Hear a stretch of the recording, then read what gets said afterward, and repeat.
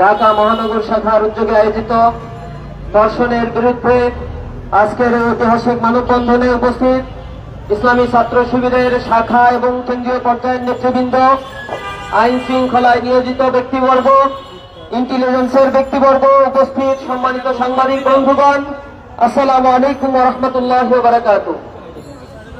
আমরা এক লজ্জিত বিবর্ণ চেহারা নিয়ে আজ আপনাদের সামনে কিছু যুবক হাজির হয়েছে, তারা খুবই লজ্জিত হচ্ছে।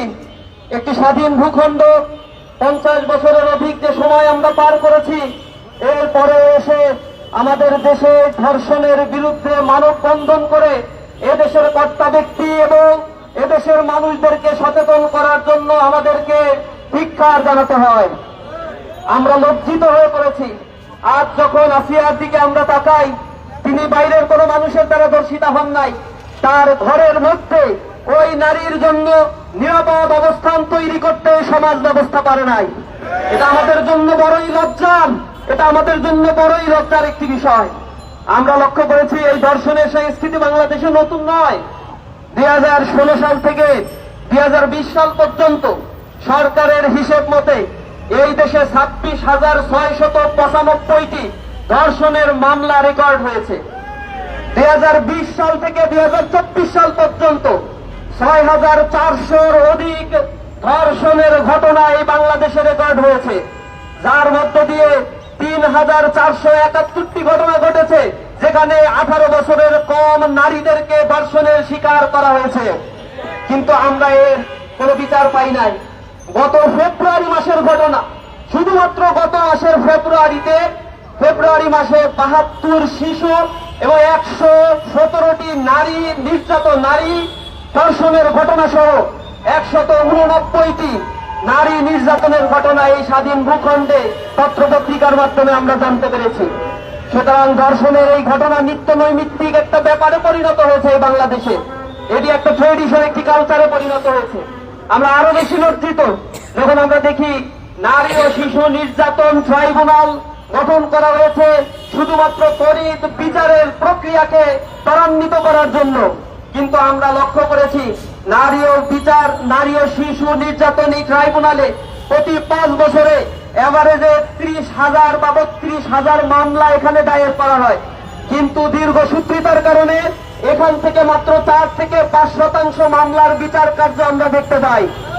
তার বাকি 95% কেসের ক্ষেত্রেই এই ধর্ষক লম্প চরিত্রহীন মানুষগুলো তারা বিচারহীনতার কারণে তারা জামিন নিয়ে আমাদের সমাজেই বসবাস করছে এবং একের পর এক ধর্ষণের ঘটনা ঘটিয়ে তারা গর্ব সহকারে কোনো না কোনো রাজনৈতিক আশ্রয় নিয়ে তারা এ সমাজে বীর তর্পে অবস্থান করে।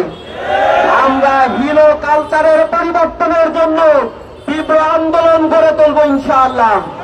ইসলামী ছাত্র শিবির বলতে চাই, বাংলাদেশে নারীদের মর্যাদাকে সমুন্নত করার জন্য ইসলাম যে মর্যাদা দিয়েছে, ইসলামী আইন যে বিধানের কথা বলেছে, আপনারা আজকে দেখেছেন নারীরা মিছিল করে বলছে ধর্ষকদের সর্বোচ্চ শাস্তি আজ মৃত্যুদণ্ড দিতে হবে। এটা 1550 বছর আগে ইসলাম বলে দিয়েছে ধর্ষকদের শাস্তি হবে পাথর মেরে প্রকাশ্য দিবালোকে তাদেরকে হত্যা করতে হবে। বাংলার জমি আর কোন ধর্ষকের জন্ম হবে না। কিন্তু এই সংস্কৃতি আমরা দেখি না। একটা ধর্ষণের মামলা নিতে গেলে যে কাহিনী করা হয়, একটা ধর্ষণের মামলা দেওয়ার পরে 7-8 বছর চলে যায়, সেই মামলার কোনো সুরাহা হয় না। আমরা এই বিচার ব্যবস্থাকে ঢেলে সাজানোর জন্য সরকারের প্রতি উদাত্ত আহ্বান জানাচ্ছি। আমরা আরো উদ্বেগের সাথে লক্ষ্য করি, কোন ঘটনা ঘটার পরে বাংলাদেশে একটি রাজনৈতিক দল এখন বলার চেষ্টা করছে বাংলাদেশে নির্বাচিত কোন গভর্নমেন্ট নাই, এ কারণে এই ঘটনাগুলো ঘটছে। আমরা আরো লজ্জিত, এদেশে এই জুলাই বিপ্লব পরবর্তী যে জাতীয় ঐক্যমত গড়ে ওঠার কথা ছিল, এই ঐক্যমত গড়ে উঠলে এই জাতীয় ধর্ষণ, ছিনতাই, লুটেরাজদের কোনো স্থান এই বাংলাদেশে হতো না। কিন্তু আমরা সেই জাতীয় ঐক্যমতের বিপরীতে গিয়ে শুধুমাত্র যে কোনো ঘটনা ঘটলেই শুধুমাত্র নির্বাচনী একমাত্র সমাধানের দিকে একটি বৃহৎ রাজনৈতিক দল যে বুলিয়া উড়াচ্ছেন, আমরা তো দেখতে পাচ্ছি তাদের কিছু কর্মীর মাধ্যমে এই ধর্ষণের ঘটনা, লুটতরাজের ঘটনাগুলো ঘটছে। আমরা স্পষ্টভাবে বলতে চাই, এদেশের মানুষকে নারীদের সার্বভৌমত্ব, নারীদের যে সাংসদিত্বের নিরাপত্তা এই বিধানের ক্ষেত্রে যদি ঐক্যমত পোষণ করতে না পারেন, এই বাংলাদেশের রাজনীতিতেও আপনাদেরকে মাইনাস করা হবে। জনগণ আপনাদেরকে সমর্থন দিবে না। জনগণের পালস বোঝার চেষ্টা করে, জনগণের নিরাপত্তার জন্য রাজনীতিবিদরা ঐক্যমতে আসার চেষ্টা করেন। আমরা তরুণ সমাজ এই দৃশ্যই এই বাংলাদেশে দেখতে চাই। এদেশে কোনো হত্যা, খুন, গুম, কোন দর্শনের সংস্কৃতি এই যুব সমাজ, এই তরুণ প্রজন্ম আর দেখতে চায় না। আমরা সর্বোপরি আপনাদের কাছে বলতে চাই, উদাত্ত আহ্বান জানাবো সাংবাদিক বন্ধুগণ, আমরা এই যে দর্শনের ঘটনাগুলো যেগুলো মিডিয়ায় আসছে, অসংখ্য ঘটনা রয়েছে যেগুলো মিডিয়ায় আসে না। মিডিয়া আসা এই ঘটনার হিসেব করেই আমাদের পিলে চমকে যায়, কিন্তু প্রত্যেকটি প্রত্যন্ত অঞ্চলগুলোতে প্রতিটি জায়গায় যে দর্শনের ঘটনাগুলো নীরবে নিভৃতে ঘটে যাচ্ছে, কত মেয়ের ভোলা কান্না, চোখের পানিতে এই জমিন সিদ্ধ হচ্ছে, তার কোন হদিস আমাদের জানা নাই। এই দর্শনের ঘটনার জন্য শুধুমাত্র আইনকে শক্ত করা একমাত্র সমাধান নয়।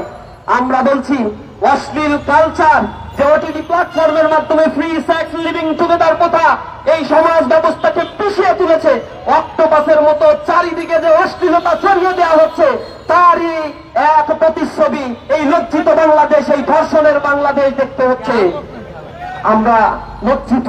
এই দেশের শিক্ষা কাঠামোকে ঢেলে সাজাতে হবে, এই দেশের কালচারাল সিস্টেমকে নতুন ভাবে চিন্তা করতে হবে।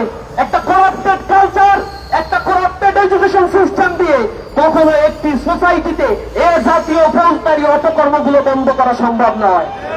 আমরা দেখেছি ইসলামিক যে দেশগুলো রয়েছে, মুসলিম কান্ট্রিগুলো আপনারা লক্ষ্য করবেন, দর্শনের পরিমাণ নেগেটিভে রয়েছে, জিরো। সেখানে দর্শনের কেস খুবই রেয়ার।